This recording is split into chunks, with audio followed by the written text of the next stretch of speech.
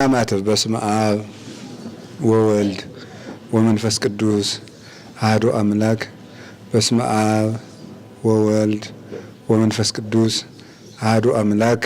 በስመ አብ ወወልድ ወመንፈስ ቅዱስ አሐዱ አምላክ። ይትባረክ እግዚአብሔር አምላከ አበዊነ ቅዱሳን ዘሰብሐ ምሕረቱ በላዕሌነ። ምሕረቱን ቸርነቱን ይቅርታውን በሕይወታችን ላይ ያጸናልን የአባቶቻችን ፈጣሪ እግዚአብሔር ለዚህ ቀን ስላደረሰን ስሙ የተመሰገነ ይሁን።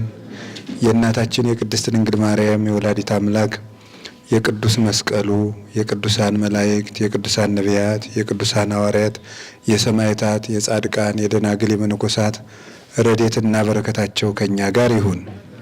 ሊያናግረው ቢሻ ይላሉ ሊቃውንቱ። እንደዚህ አሁን አንዳንድ ሰው ይሉላችሁ ችግር መጥቶ ሲነግራችሁ፣ ለምሳሌ ብር ያላችሁ ሰዎች ከሆናችሁ ድሃ መጥቶ ወግ ሲያወጋችሁ ወግን አሳጥረውና ብር ነው የፈለግ አይባልም።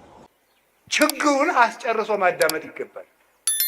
ብር ከሚወረውር ሰው የሰማ ሰው ይበልጣል። ጭንቀቱን የሰማ አይዞህ፣ እኔም እንዳንተ በዚህ ዘመን ችግረኛ ነበርኩኝ፣ አይዞህ ያልፋል፣ እኔም ደግሞ እንዲተጋግዛለሁ ሲሆን ሲያለቅስ አብሮ ማልቀስ ይገባል። በቀር ግን ምንድነው ዝም በል አንተ ጉዳይ ገብቶኛል አጠር አድርገው ብዙ ጉዳይ አለብኝ መስማት የምትችሉበት እድል ከሌላችሁ ለሌላ ቀን ቅጠሩት። ሰው ዛሬ ያጣ የሚሰማው ሰው ነው።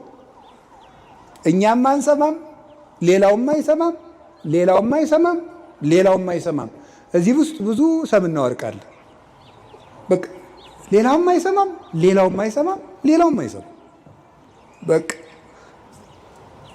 እኛም አንሰማም። ሚስትም ባሏን አትሰማም፣ ባልም ሚስትም አይሰማም። ውሎ ገብቶ ሰው አይደማመጥም። እንደ ዝንጀሮ ስልኩን ይዞ ጉጭ ነው፣ የሚሰማ የለም።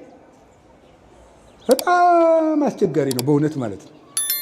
የሚሰማ ሰው ከጠፋ ዓለም የሚጠፋ ጆሮ ሲጠፋ ነው። ሁሉ አፍ ከሆነ ችግር እኮ ነው።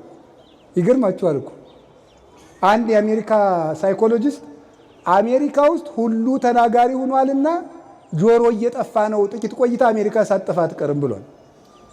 መጽሐፉ ላይ ነው እንደዚህ ያለው። ሁሉ ሊቅ ነው፣ በሚዲያ ሁሉም እየለፈለፈ ስለሆነ ሳይንቲስቶች ቦታ እያጡ ነው ብሎ ጽፏል። እሱ እንኳን ማለት ነው። አፍ በስቶ ጆሮ ካነሰ ተፈጥሯችን ተገላበጠ በሉት።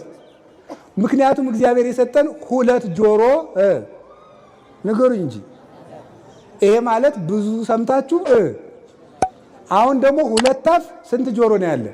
ዜሮ ጆሮ የለም፣ አፍ ብቻ ነው። በቃ ወጥቶ መለፍለፍ። እኔማ እንደው ይገርመኛል። በስመ አብ ወወልድ ወመንፈስ ቅዱስ አሐዱ አምላክ። ኧረ እንደ በርበሬ ይከነክናል ይሄ መለፍለፍ። እንዴ ነውር እኮ ነው። እውነቴን ነው። እንደው አንድ ባይታዊ ቤቱና ሲለማመድ መጀመሪያ ከሚሰጠው ልምምድ አንዱ በቀን 20 ደቂቃ ዝም በል የሚል ነው። ቢያንስ ዝም ማለት እስቲ በቀን 20 ደቂቃ ዝም በል። እዲው ዝም ስልካችሁንም ትታችሁ እንዲምራችሁ እጃችሁ እግራችሁ። አሁን እኮ ሰው ምንም በቃ በጣም ምንም መረጋጋት የሚባል የለም። ይሄን ራስ አሁን ትንሽ ወሬ ልታናግሩት ራሱን ሲያክ እጁን እንደዚህ ሲያረግ እንደዚህ ሲል ያስጨንቃል፣ ያሳዝናል።